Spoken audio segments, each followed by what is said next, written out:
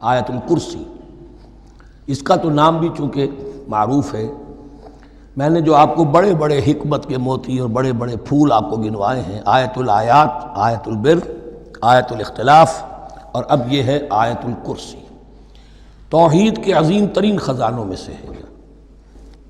ہی سیدۃ آیات القرآن، حضور نے فرمایا یہ تمام آیات قرآنی کی سردار ہے۔ اللہ لا الہ الا ہو، اللہ وہ معبود برحق ہے جس کے سوا کوئی الہ نہیں، بڑا کیٹیگوریکل۔ الحی القیوم، وہ زندہ ہے از خود اور باخود، اس کی زندگی مستعار نہیں ہے۔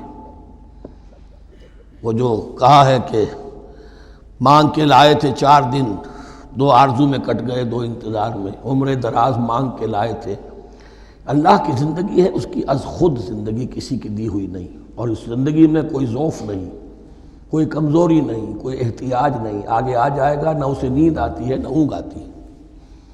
قیوم، خود اپنی جگہ وہ زندہ جاوید ہستی ہے، اور باقی ہر شے کا وجود اس کے حکم سے قائم ہے، کوئی شے قائم نہیں ہے بغیر اس کے اذن کے۔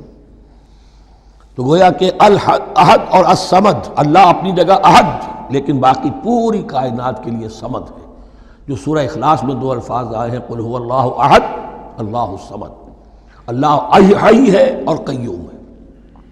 لا تاخذہ سنۃ ولا نوم، اس پر غالب نہیں ہو سکتی نہ نیند نہ اونگ۔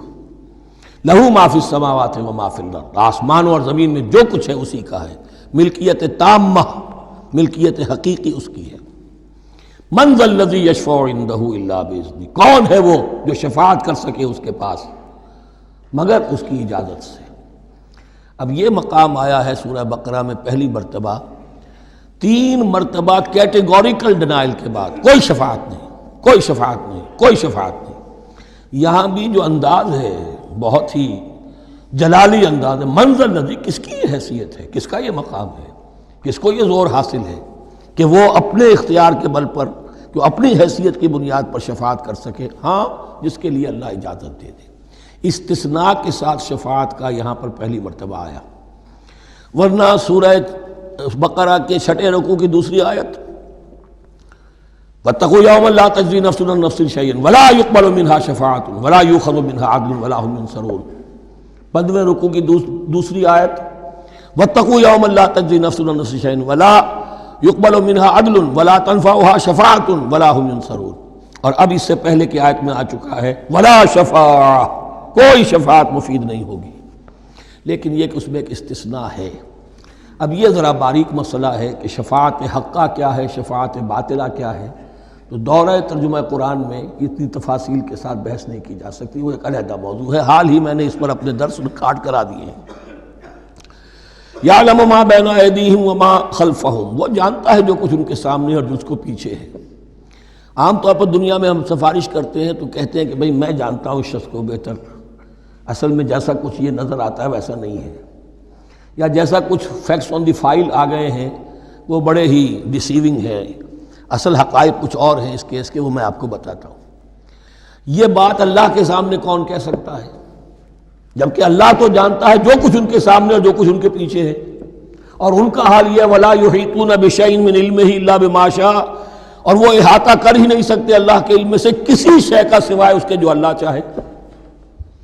باقی ہر ایک کے پاس علم جو ہے اللہ کا عطائی علم ہے، دیا ہوا علم ہے، محدود علم ہے، بڑے سے بڑا رسول ہو، بڑے سے بڑا ولی ہو، بڑے سے بڑا فرشتہ ہو۔ لا علم لنا الا ما علمتنا، ہم پڑھائیں 4 رکوع میں، تو کون کہہ سکتا ہے؟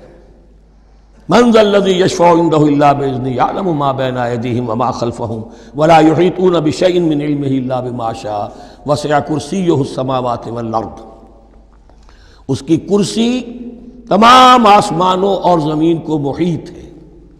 اب کرسی کے 2 مفہوم یہاں ہو سکتے ہیں، ایک تو یہ کہ اس سے جو معنی مراد ہے یعنی اس کا اقتدار، اس کی قدرت، اس کا جبر، اس کا اختیار، یہ اتھارٹی پوری کائنات کو۔ ایک یہ بھی ہو سکتا ہے کہ اللہ تعالیٰ کے لیے ہم نہیں جان سکتے، یہ آیات متشابہات میں سے ہے کہ کوئی شے بھی ہو واقعتاً جس کو ہم اسے کرسی کہہ سکیں، عرش، کرسی، ان سب کے بارے میں یہ دونوں باتیں ذہن میں رکھیے یہ بھی ہو سکتا ہے کہ ان کی کوئی مجسم حقیقت ہو جو ہمارے ذہن سے، ہمارے تخیل سے ماورا ہے، اور یہ بھی ہو سکتا ہے اس سے استعارہ مراد ہو، اس کا اقتدار و اختیار آسمانوں اور زمین پر چھایا ہوا ہے۔ ولا یعودہ حفظہما، اور اسے تکان طاری نہیں ہوتی، اس پر گراں نہیں گزرتا ان دونوں کا تھامنا، ان دونوں کی حفاظت، آسمانوں کی اور زمین کی۔